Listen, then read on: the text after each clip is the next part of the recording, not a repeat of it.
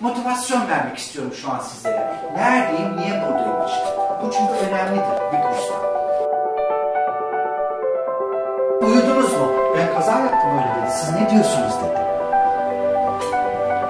Bakın, hasta uyuyor, koltukta uyudu. Gitti. Yavaş doktorun öne doğru kaydırın. Yavaş yavaş. Kaydırın. Kaydırın. Bakın hala 4'ler 5'ler değiyor.